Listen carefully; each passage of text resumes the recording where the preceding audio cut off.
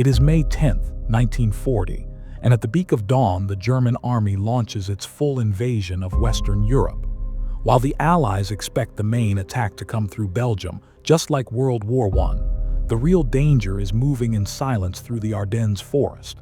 The Ardennes is thick, narrow, and filled with steep roads. French commanders believe tanks simply cannot pass through it. Instead, German armored divisions, led by generals like Heinz Guderian and Erwin Rommel, push through the forest at top speed. Engineers clear trees, repair bridges, and blast through obstacles. Columns of tanks snake through mountain roads that French planners dismissed as impossible. As the tanks move, the Luftwaffe strikes overhead. Dive bombers, Stukas, scream down on French roadblocks, artillery positions, and river crossings. Every explosion tears open the Allied front even more.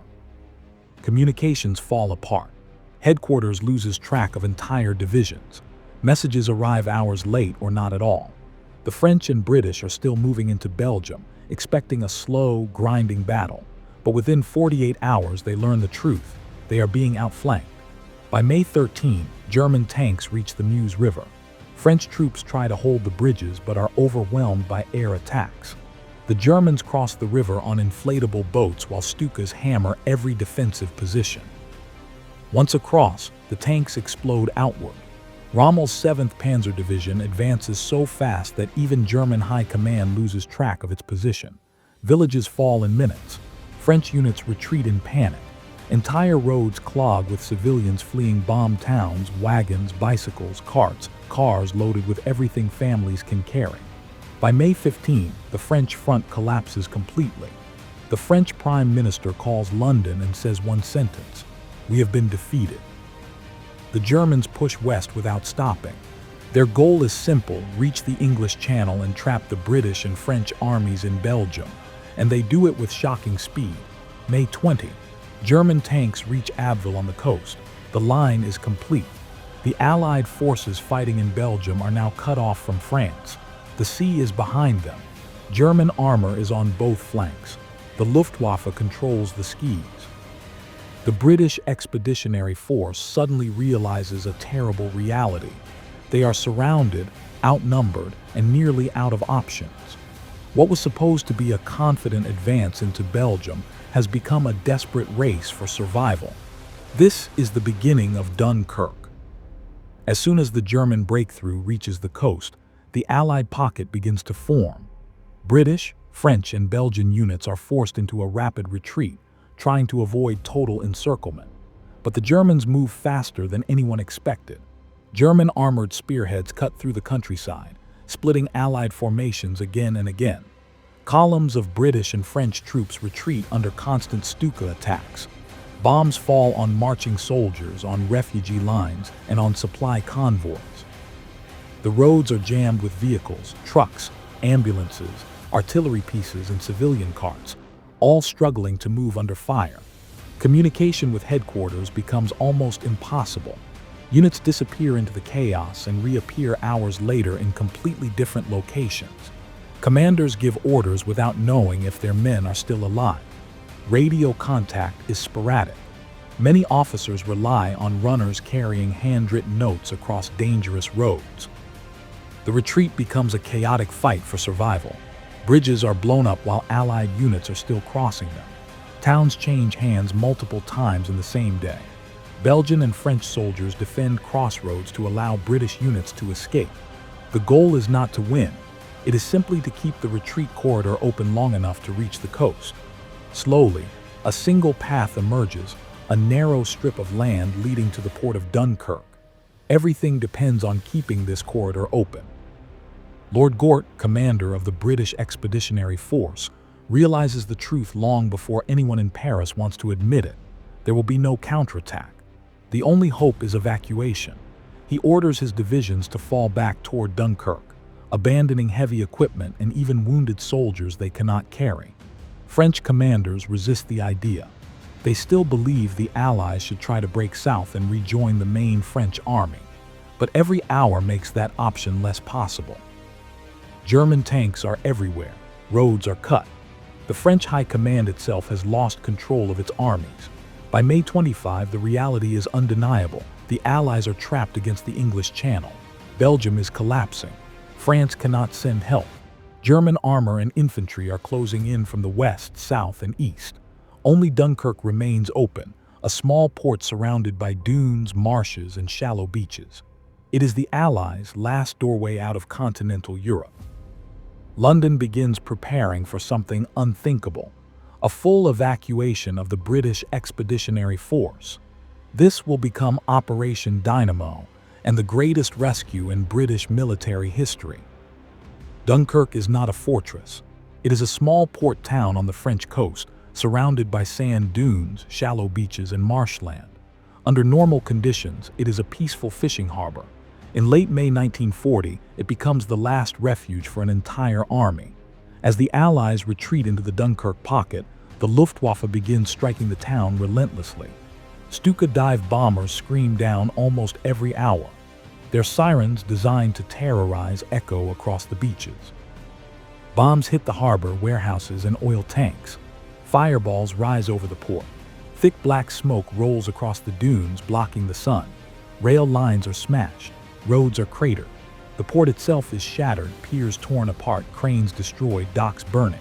The waves carry debris, broken boats, and oil slicks. The harbor becomes almost unusable for large ships. Only one structure still stands. The mole, a long, narrow wooden walkway built to shield the harbor from waves. It is not meant for loading troops, but it becomes the only place deep enough for large ships to dock. Meanwhile, tens of thousands of Allied soldiers surge onto the beaches. British, French, and Belgian troops form endless lines in the sand, stretching for miles. Some sit quietly in groups. Others dig shallow pits for cover.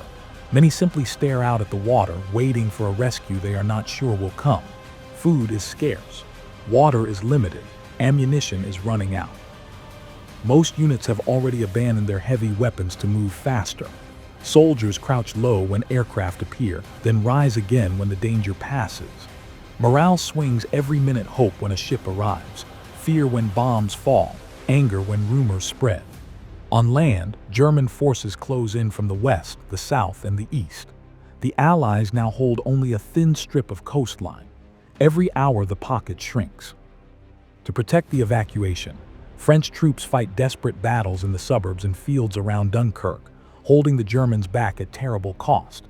In London, the British government approves a plan that almost no one believes will work. Operation Dynamo, the evacuation of the British Expeditionary Force, begins on the night of May 26. There is no grand speech, no celebration, no promise of success. Just one goal: save as many men as possible before Dunkirk falls. On May 26, the first evacuation boats arrive at Dunkirk. Royal Navy destroyers anchor offshore and smaller boats ferry soldiers out to them. Others try to dock at the mole, even as Stukas dive toward the harbor. The first hours are chaotic. Bombs fall near the mole. Columns of soldiers rush toward the pier but are forced to scatter every time the Stukas return. Smoke drifts across the water, making visibility poor. By the end of the day, only 7,000 men have been rescued, far fewer than hoped. But the operation does not stop. It grows. The next morning, more ships arrive. They include naval destroyers, passenger ferries, tugboats, and fishing trawlers. Sailors shout orders. Army beachmasters direct men into lines and try to prevent panic. Engineers work non-stop to keep the mole intact, hammering new planks and reinforcing its supports even while shells land nearby. All day, the Luftwaffe attacks. Bombs explode along the shoreline, sending sand flying. Ships burn in the harbor, yet more vessels keep coming. As each one approaches the mole, soldiers cheer. When it leaves, they cheer again. By May 27, the Royal Navy realizes the evacuation must move faster. The beaches themselves are too shallow for destroyers to reach, so long lines of soldiers wade out into waist-deep water, waiting to be picked up by small boats. These boats then carry them out to deeper water where larger ships are waiting. This is when the operation transforms. Small civilian vessels begin arriving: fishing boats, pleasure craft, motor launches, even tiny yachts. Some are crewed by Royal Navy sailors. Others are piloted by ordinary civilians who cross the channel by choice. Their presence lifts morale instantly. Soldiers shout as these small boats appear on the horizon. Many wade into the surf, waving and calling for help. Some boats make multiple trips under fire. Others sink after rescue runs, but more keep coming. Inside the harbor, the mole becomes the lifeline of the army. Even as bombs fall, destroyers pull alongside it, loading hundreds of soldiers in minutes. Beachmasters guide men aboard as fast as possible, shouting over gunfire and explosions. The entire operation becomes a constant rhythm: ships in, soldiers on, ships out. Smoke covers the sky.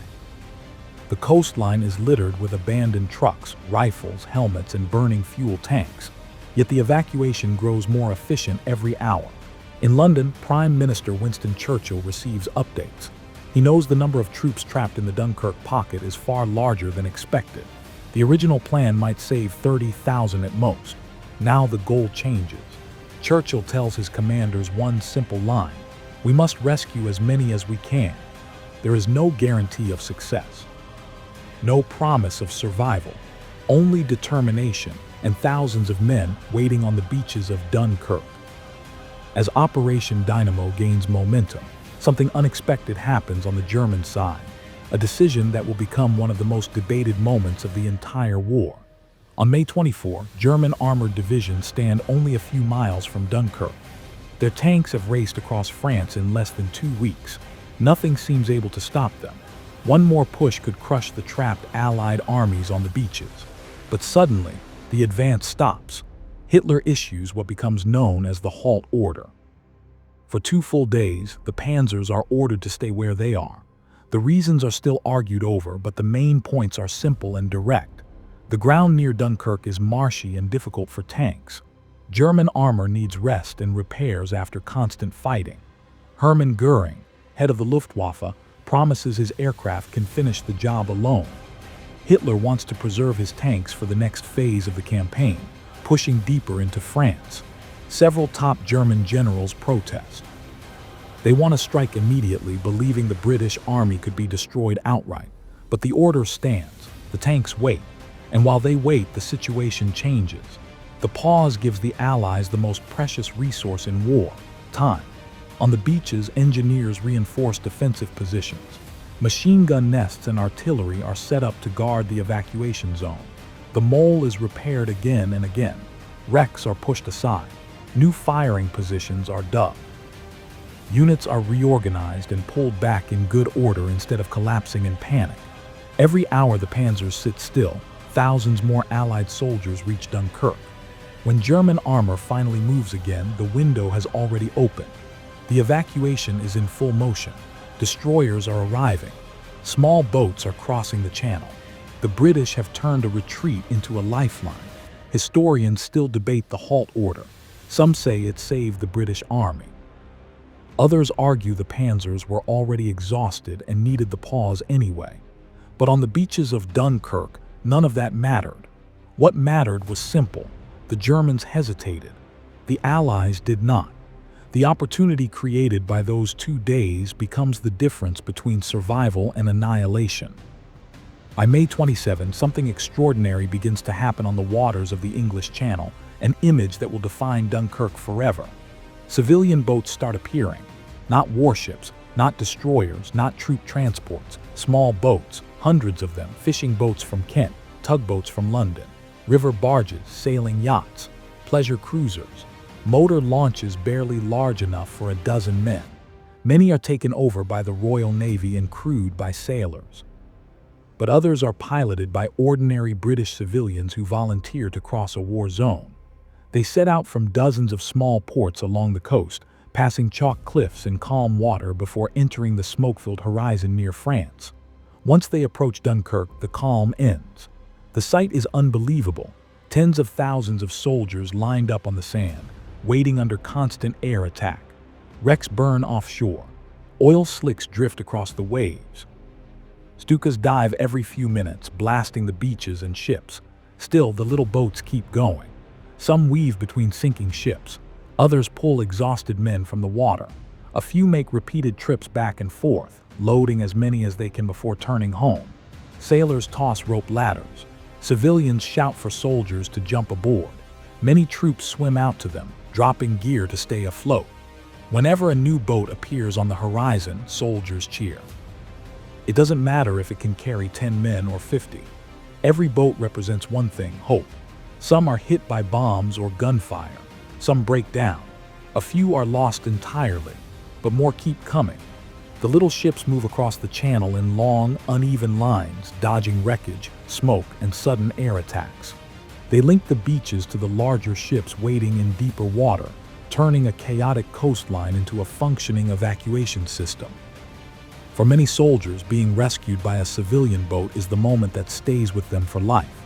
They see fishermen, retirees, weekend sailors, people who had no obligation to come, risking everything to save strangers. This is where Dunkirk becomes more than a military operation. It becomes a national effort, powered by courage that is simple, quiet, and human.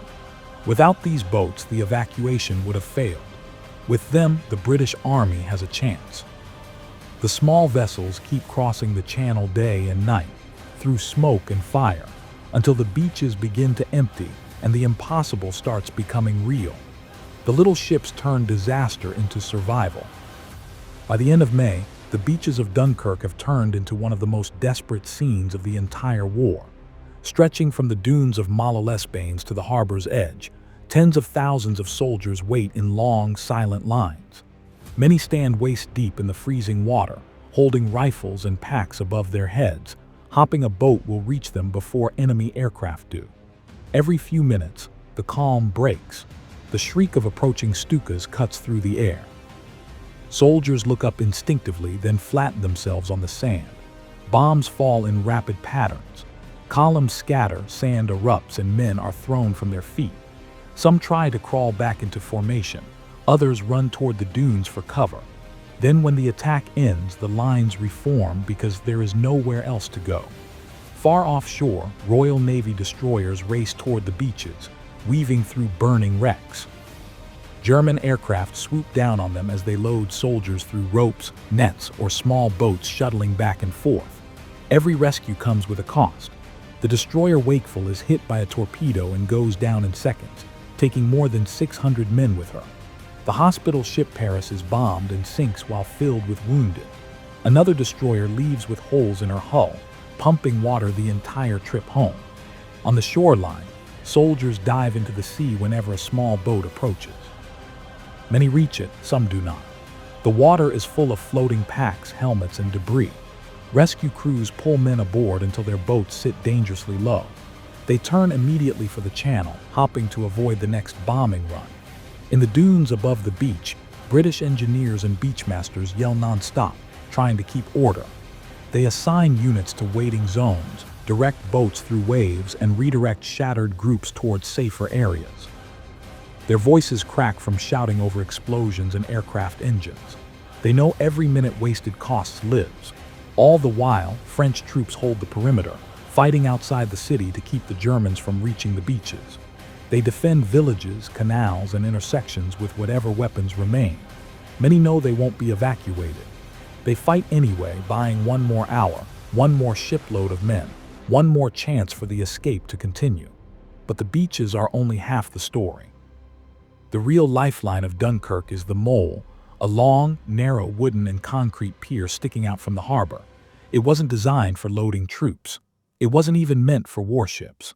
But desperate times force desperate solutions. Starting on May 27, destroyers begin tying up alongside the mole, loading men directly from its narrow walkway. What follows becomes one of the most remarkable evacuation scenes in history. Thousands of soldiers march single file along the mole, shoulder to shoulder, with bombs falling in the water on both sides. Splinters fly. Waves slam the supports. Metal screeches under strain. Every few minutes, explosions shake the structure, but it holds.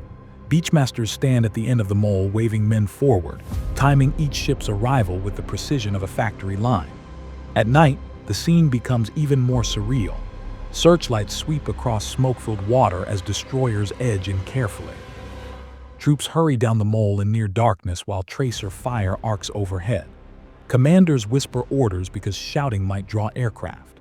Some men slip and fall into the water and are dragged back up by strangers. Others freeze when bombs land close, then push forward again when the order comes. During the worst raids, the mole is so crowded that soldiers lie flat, hugging the planks, waiting for the explosions to stop. Yet the line never breaks. They keep moving. Offshore, burning ships fill the horizon. Wrecks glow orange against the waves. Smoke rises straight up into the sky. The water is streaked with oil and fire. The entire coastline looks like a battlefield set on top of the sea. Through it all, the men keep boarding. Ship after ship, hour after hour. Dunkirk is becoming a race against bombs, against panic, and against time. By June 2, the evacuation enters its final and most dangerous stage. The German army, after the halt order, after delays, after days of heavy fighting, finally pushes straight into Dunkirk. The perimeter collapses rapidly. Villages and strongpoints that held for a week fall in hours. The line breaks again and again.